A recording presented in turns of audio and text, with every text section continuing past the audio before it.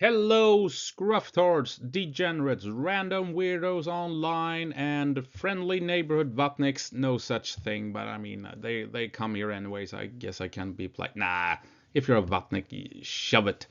Anyway, welcome to the War Zone. I'm Scruffy, and this is Scruffy Tales. And by God, this will be my second video this month. Yeah, far and few, and far between, and whatever. I messed that one up. Moving on. So yeah, second video this month. A lot of stuff going on in real life that yeah, stuff happens in real life. So hopefully I might make up for it in the coming weeks. You never know. Anyway, so the video. Yes, the battle for Pokrovsk has begun. Uh, Everything up until this point has been moving pieces into place and trying to outwit the other, trying to uh, shape the battlefield and yada yada. Fire control. Oh, now we're down to the real business. The battle for Pokrovsk has begun. We're going to start out with, I think it's around 10 minutes. I'm talking about Kursk. And after that, we are going to focus on Pokrovsk and how Pokrovsk will become Stalingrad 2025, and the fact that Ukraine can actually win the entire war at Pokrovsk. Okay, starting off with Kursk, not that much has happened in the last couple of days. Well, obviously, Ukraine's attempt at going to Berlin is what was the big thing.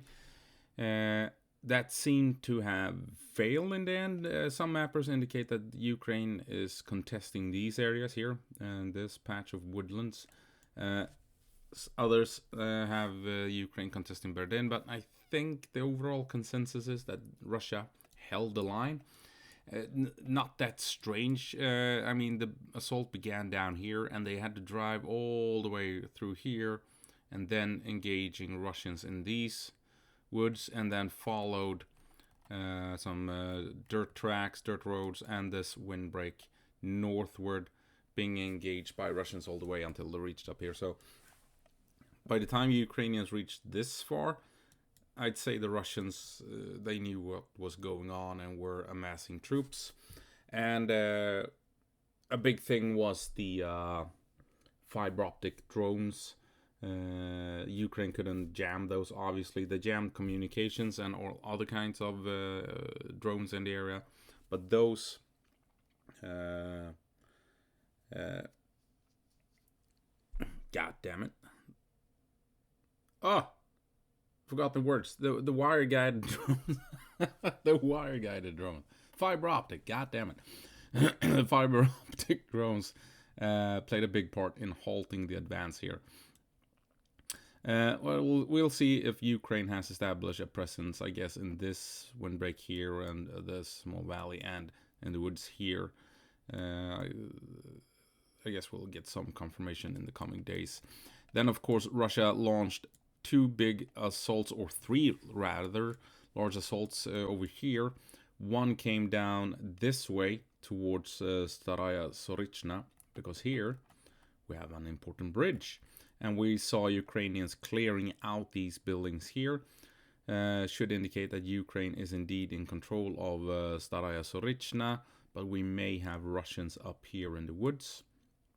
They also made a big push down this way along this road here towards Viktorovka. They've tried this before. Russia was completely destroyed in this attempt. What they did succeed with was pushing into Leonodovo and Alexandria, a small village outside of this small village. So they grabbed all of these woods. And as you can imagine, when Russia pushed in here and grabbed these two small settlements and some windbreaks, Ukraine had to fall back, and there's not much cover in the area, so they had to fall back across these wide open fields all the way back to essentially the river, and the small villages are surrounding that river. So that is why taking this one town ended up being a major shift on the maps, since Ukraine had to abandon the town, the force, and fall back all the way across these wide open fields because they had no more cover left. So that's that. I think it's interesting though. Speaking of, Ukraine pushing up here, and the pro-Russians, the Vatniks, are like, haha, it didn't work, silly Ukrainians, yada yada yada, right? Yet Russia's attempted this push, was it half a dozen times, and it has always failed. I mean, incredibly so. I mean, it has been a slaughter every time Russia's tried to advance along this road. Yet the pro-Russians, they don't seem to mind that. Same thing here. Remember how Russia pushed down through Pokrovsk, came down to Novaya Sorichna. Ukraine counterattacked and is now back in control of Pokrovsk. The pro-Russians, they are okay with this. But Ukraine doing this apparently means the end of Ukraine's presence in Kursk. They're gonna fall back in just a day or two because they failed with the assault on Verdun. Very strange, but meanwhile we see Russia launching one assault after the other along this road here, resulting in hundreds of dead Russians every time. Weird. Anyway, why Russia is moving in towards Viktorovka and Staraya Sorichna? Well, here, this bridge here, it's blown. It was blown up months ago. That's why we have these flaming icons. But up here, like I said, we have another bridge. They want that bridge. They want to push in and secure this bridge, because then you more or less have isolated these units, Ukrainians up here. Because if we take a look here, as you can see, this is the Malaya Lochnia River that flows north to south here. And so if they can push up to these bridges here, the Ukrainians up here are more or less isolated. They have this bridge, but I mean, it's a difficult route to use. I mean, it's wide open spaces, and the road network takes them really close to Russian positions.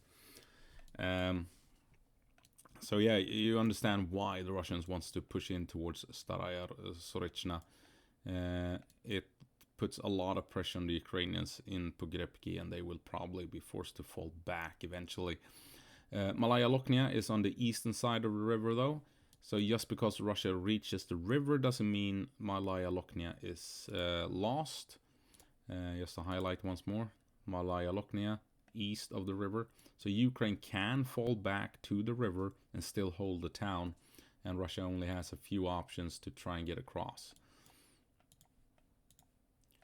So that's what's happening. Now, we should highlight, while we're on the subject here of Kursk, let's return. Sorry, I'm flipping back and forth here. You have this river system here. Here is Suja, and you have this river system here, right? Outside of that river, Ukraine can trade territory. This is Russia proper. There was no chance in hell that Ukraine would hold on to territory within Russia indefinitely, right? That would never happen. Eventually, Russia would throw in all the troops, manpower, and equipment needed to push Ukraine out. I hope everyone understands that. The question is, how long will it take? How long can Ukraine hold out? How many troops does Russia need to achieve this, right? Those are the big questions. That Russia will eventually liberate Kursk, there is no doubt about, right? They will push Ukraine out in the end. What Ukraine needs to do is stall the Russians and force the Russians to waste as much manpower and equipment in Kursk as possible, and that then reduces Russian capabilities in Ukraine. So far we know Russia has deployed 100,000 troops to Kursk with 38,000 casualties. So roughly 40% of the forces committed to Kursk have ended up dead or wounded for the Russians. So that's why I'm saying outside of this river, this river system, Ukraine can fall back as long as they inflict these casualties. They can't hold on to this territory forever. They can't.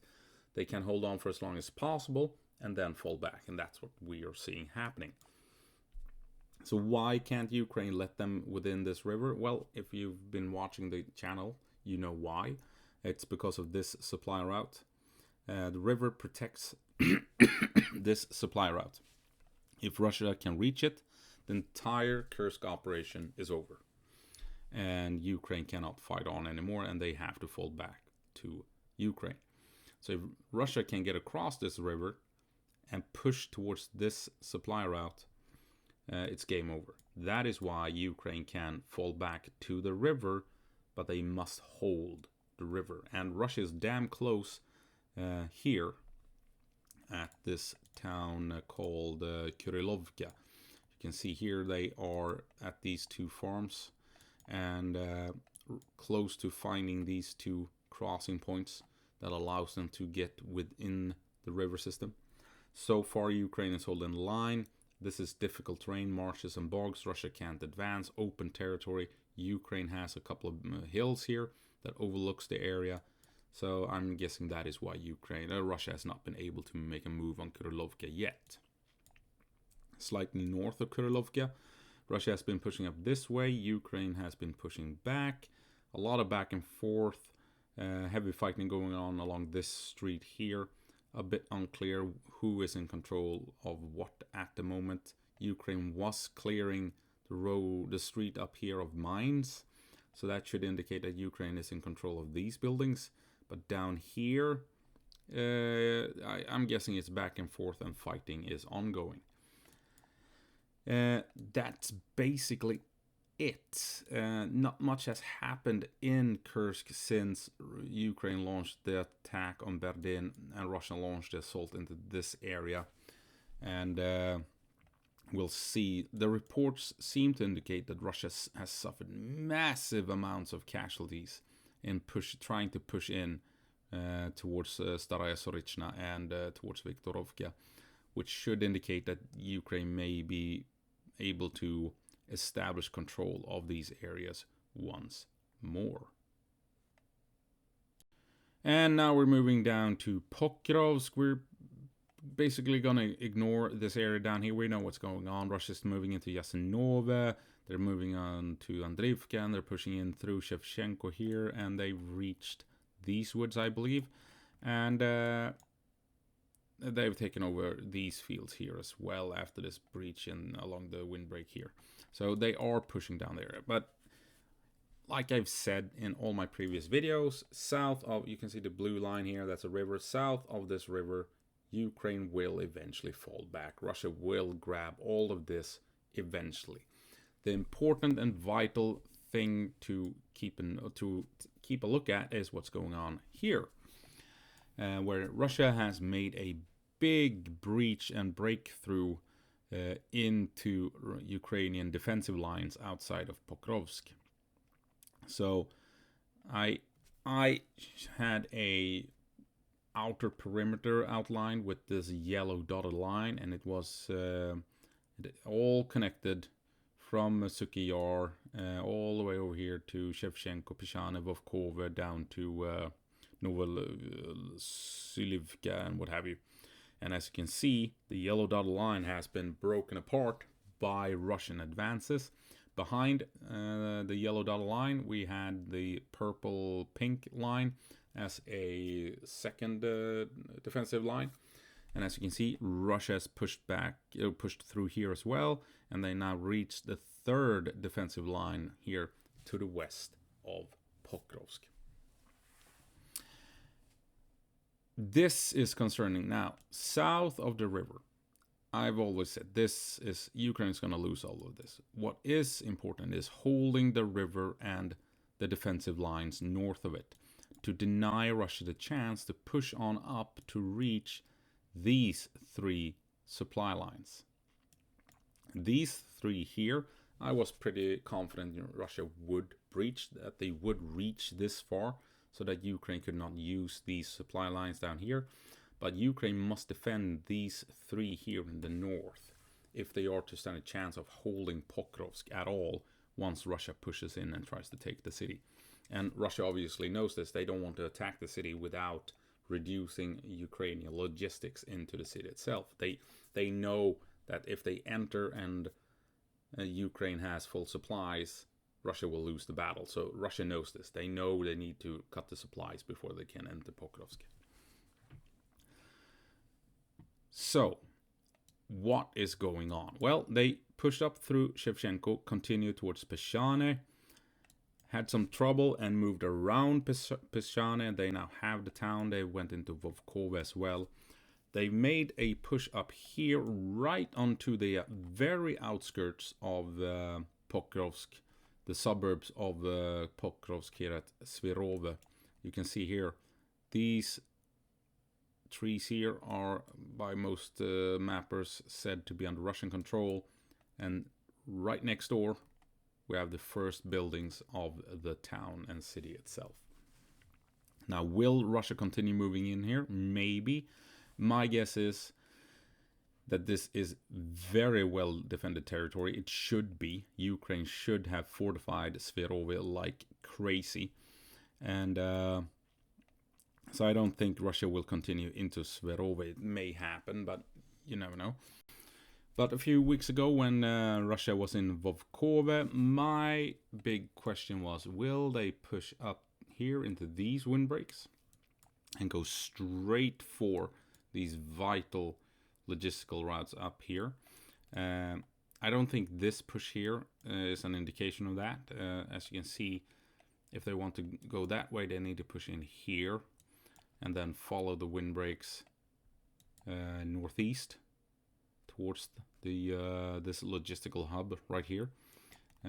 This push here is a push straight for town, and the question is if they will push on into Svirove or not. But this push doesn't seem to happen. I was worried that they would go straight for Kotlyne, but here you have wide open territory. This is a downward slope into a valley and what have you. So it kind of looked like they wouldn't make a big push from here straight for Kotlyne. And my hope was that the Russians would be forced to move west towards Udachne, and as we can see, that is what's happening. And this is what we're hoping for.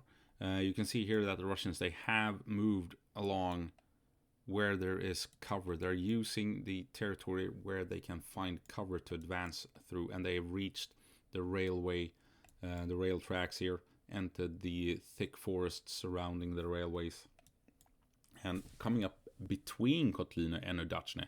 This is, I mean, it looks like it's a difficult position for the Russians, doesn't it? You have Kotlyne right here, probably a very fortified Ukrainian position. Slightly north of that position, you have a smaller factory. Should be a good forward base of operations for the Ukrainians in assisting this fight. And over here, Udachne. I can't imagine this town not being a fortress by this time. So they're stuck between two well-defended positions, and the Ukrainians have a good forward base of operations that can support the front line just a couple of 100 meters to the south. Will Russia be able to break through here?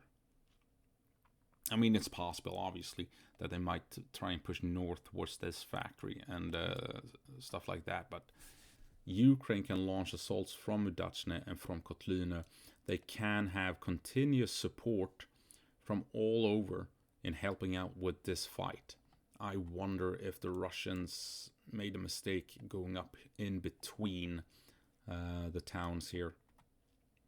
Then again, they don't have that much else. They don't have much choice. They couldn't attack through here, so they had to come down this way, come up here, and try and move into Kotlyne from the south. And I guess they're spreading out, trying to protect their flank, the left flank, by moving this way to make it easier to make a push into Kotlyne, holding the troops in Udachne at bay over here instead of being pinched over here. So I guess it makes some sense what they're doing, come to think of it. We've also seen Russia moving into Novo Vasilivka here to the south, moving along Solone and windbreaks over here north of Novo Vasilivka. So the push is west mainly. It is a big push west, and that is what we want. That is what we're hoping for. We don't want Russia to pushing straight up through Ukrainian positions towards the logistical routes. We don't want them to grab Kotlina anytime soon, because then this becomes a staging point for the Russians. Lots of basements, big factory over here. You have another smaller warehouse area up here. So lots of places where Russia can hide, where they can store ammunition, supplies, and what have you. That will allow them to keep pushing along the railroad tracks towards Pokrovsk and these vital logistical routes. So Ukraine needs to hold Kotlina, and Russia, we want Russia to be forced to push west into Udachne and fight in Udachne, and maybe even fight in this large factory here, because like I said, that pushes them away from the logistical routes here in the north, and they are forced to waste troops and manpower in these locations over here instead of pushing into Kotlina and moving up towards the logistical routes that will undermine Ukraine's defensive efforts in Pokrovsk and Myrnorod.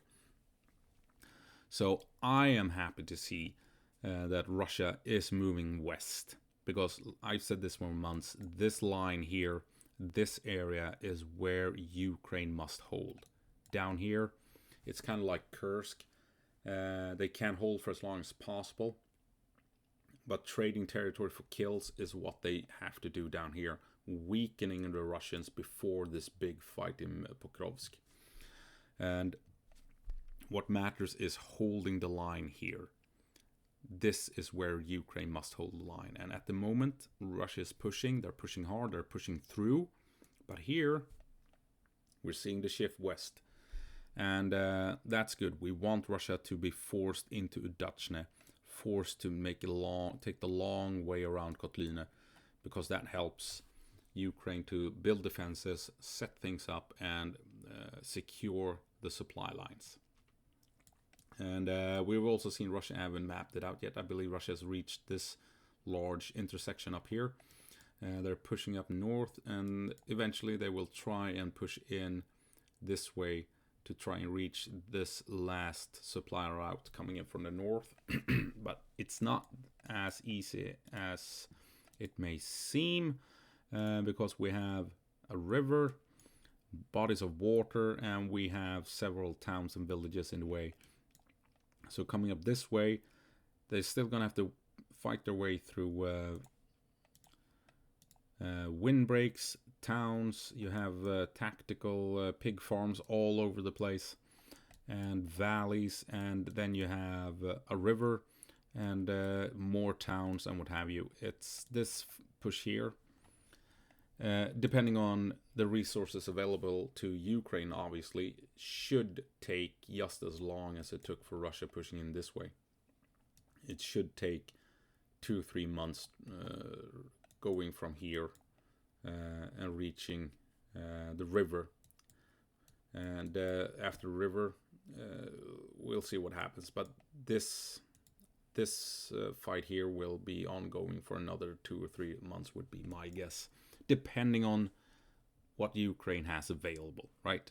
And since I'm not privy to that information, who knows? Russia might actually push through and reach the river in 1 week. You never know. But my guess is it's going to take 2 or 3 months for them to reach the river. So this fight is far from over, but essentially with Russia fighting here, the battle for Pokrovsk has begun. The real battle for Pokrovsk has begun, because this is where Russia will try and push through vital Ukrainian defensive locations to reach the extremely vital supply routes that truly matter. Russia would cut these was basically inevitable. Same thing with this one. These were not supply lines that Ukraine could rely on in the long run.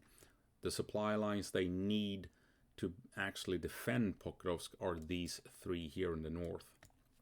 So now the battle for Pokrovsk has begun.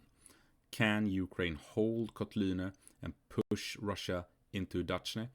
Or will Russia push into Kotlina and begin moving up to these supply lines and then begin to isolate Pokrovsk and Myrnorad? So, why am I saying that Ukraine doesn't really need to hold territory here? Why is this only delaying action, and why will this? Why can Ukraine fall back? Why am I not worried about this? Why is this inevitable? And yada yada. It is because, Russia has a advantage in manpower, equipment, firepower, everything, right? So out in the open field, Ukraine is at a disadvantage. If Russia throws everything they have at the Ukrainians, it's only a matter of time before Ukraine has to fall back, right? It goes without saying. The fact that Ukraine is holding on to the extent they are is honestly quite incredible. I need to highlight this one more time. Let's see, where the hell? Ochertine and Avdiivka, right? So, from the point that Russia began the assault on Avdiivka, all the way, they took Avdiivka, pushed on up to Ochertine, continued to Prorezh and then Novorodivka and onward to Shevchenko, right? The territory they took from God damn it, what's the town down here in the south? Another Shevchenko. There's like 3 Shevchenko in the area. Vuhledar. There we go. Vuhledar. From Vuhledar to Avdiivka to Shevchenko. That area, Russia managed to occupy in 14 months of hard fighting. And that area is roughly the size of Luxembourg. Not even the size of Luxembourg. Right? So Russian advances has been... That's my dog in the background, tearing down the place.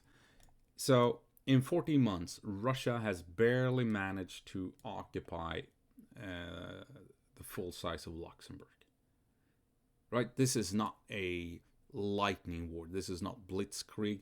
The Ukrainian lines have not broken down. Right? This is not a full rout. This is, in fact, a controlled fighting withdrawal by the Ukrainians.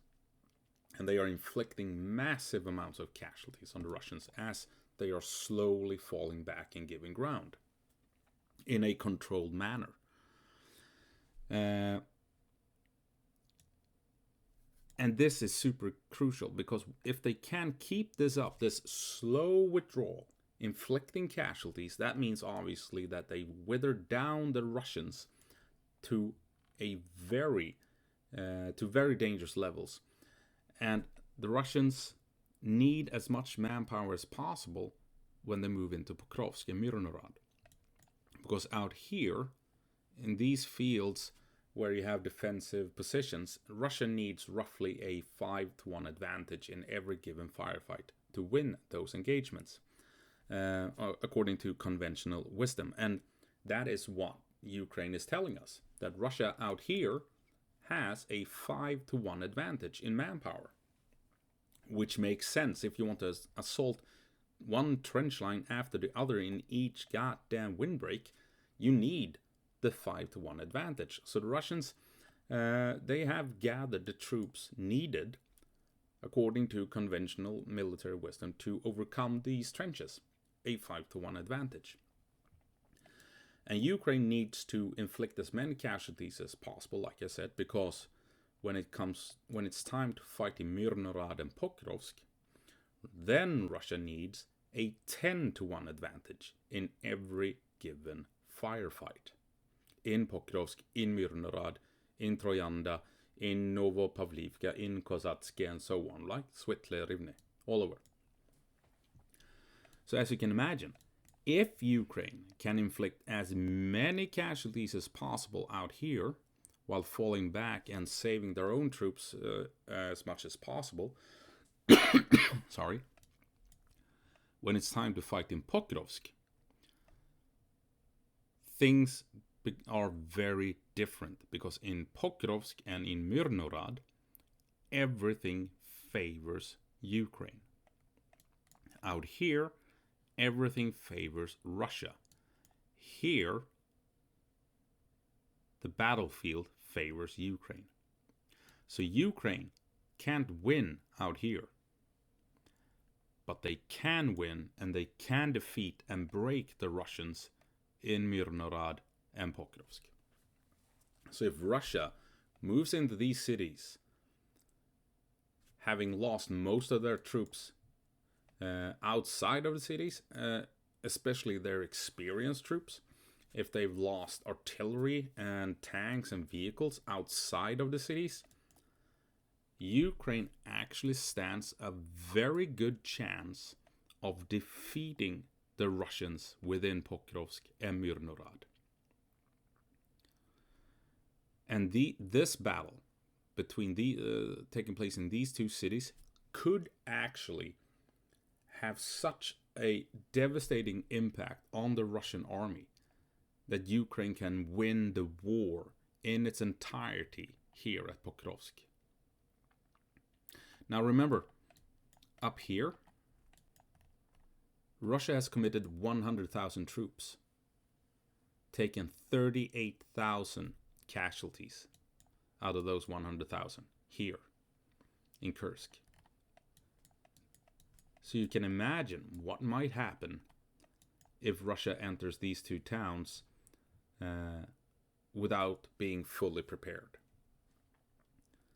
It's gonna be complete devastation. At Bakhmut, Russia lost, what was it, 80,000 troops? 80,000 casualties in Bakhmut, a town much smaller than Pokrovsk and Myrnorad. And this is, of course, why Russia wants to cut the supply lines, right? They know that as long as one supply line leads into these cities, Ukraine can win the war. And the Russians know this very well, because that is what happened at Stalingrad. They had lost the entire city except for one small district. And they had one supply route leading into that district. And that allowed them to hold the town long enough to build up forces outside of the town to counterattack and cut off the Germans and trap the Germans in Stalingrad and what have you.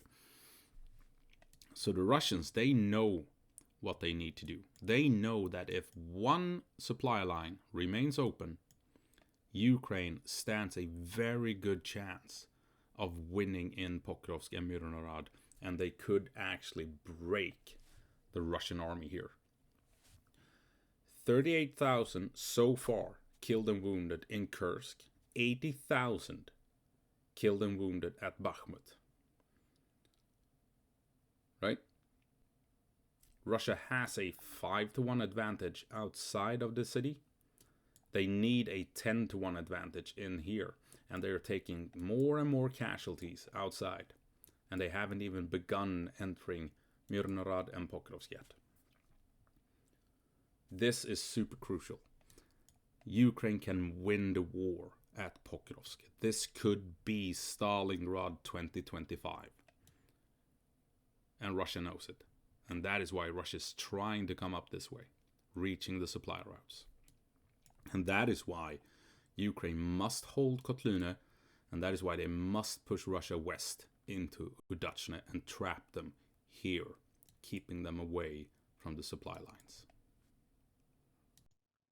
And there you have it. Russia's gonna need a 10-1 advantage within Pokrovsk, and that is why Ukraine can actually crush the Russians at Pokrovsk and Myrnorad, just as long as they keep inflicting massive casualties outside of Pokrovsk to the south as they're falling back. And of course, this is gonna piss off the Vatniks to no end. Go down into the comments and watch them go ballistic. Their minds are gonna explode. They're gonna be so upset that I've said this. It's gonna be glorious. I'll probably talk to them, engage them in arguments, and tell them that they are smooth-brained. Yeah, smooth-brained. Anyway, so check that out, and as always, go på marsch, Ukraine, and give them hell.